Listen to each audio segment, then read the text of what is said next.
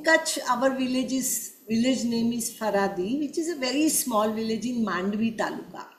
Mhm. So, and it was always like meet my grandmother, stay with her for 1.5 months, and very much excitement also to be with her, listen from her, get exposure to that life also in the village. So मुझे याद है कि मुझे इतना ध्यान आ रहा है कि शायद मैं पहली first standard I must be in must have given an exam of first standard, and in that vacation I was going with my grandmother where she used to take her animals, and to it was in a somewhere in farm, and there I saw chameleon, and I took a stone, just like out of fear was going to like throw the stone because it was coming towards me, and my grandmother said, no, no, no, wait, you cannot do that. And then when she said that, I kept the stone aside, and then she said that this animal also has a life. You cannot kill somebody or end somebody else's life. And I said, no, I was getting scared. So she said, it is not going to do anything to you. हमला चाहे जैसा होगा, हाथ हमारा नहीं उठेगा. And this whole that whatever somebody does it, we are not going to retaliate in a violent manner. We heard the noise of firing. I should tell you, Rajni, actually accept it, that I really got scared. And just asking other women that kya karenge and what should we do. And then I remember there was a lady from Pipargatti village in Bodh Gaya, Manji. She said that, "Are darna kya hai?" And she started this slogan, "Hamla jahe kaisa hoga, haath hamara nahi uthega." And then all women decided that we will go in front, let men come behind, and we'll go. At that moment, I realized that I just closed my eyes and I felt that these women are giving me the inner strength, and that collectiveness gave me that strength. And then we went ahead with the same slogan that whatever may happen, but we are not going to take the weapons. हमला चाहे जैसा हो, हाथ हमारा नहीं उठेगा. I still remember that in those meetings and all, or in the coalitions when discussion was going on, people would say that कमजोर लोगों की, when you're talking about non-violence, it is about the weakness.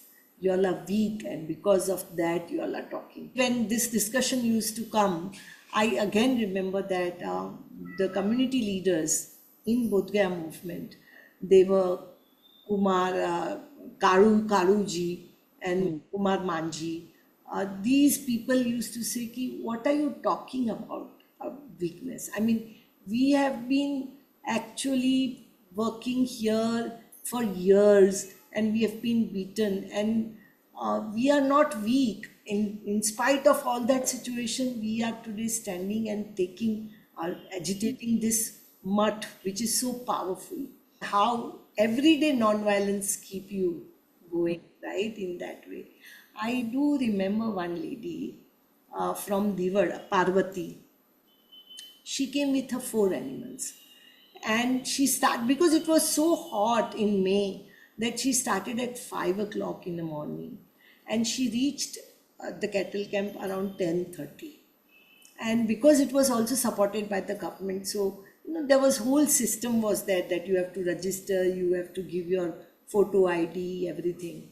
And she entered the cattle camp, and our manager was there sitting, and she was saying like, give us a photo ID, give us that. And she said, I've not got the photo ID, but I will get it. But she said, before all these records, why don't you allow my animals to drink water?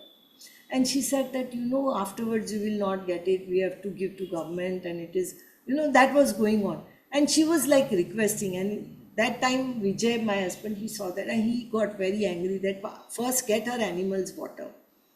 And then when she was feeding water to animals, both of us we were there.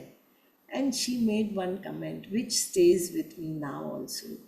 And she said that, you know what, when my animals give, when I every day morning start milking with my buffalo, she doesn't ask me photo ID. And we have fed children with milk. I mean, everybody drinks milk. All children are fed with the milk, and our animals does not ask photo ID. So that was actually this what you said, right? That this non-violence keep us going, and that made me think, like, we told Parvati that it was such a important lesson for us, that it is so important that this whole idea of caring for each other and coexisting, when poor people find the solutions, no, those solutions are not poor. Poor people never give poor solutions, right? Those solutions are like sabke liye. It's everything is, it's there for everyone. The whole pada was like, okay, nobody will go hungry.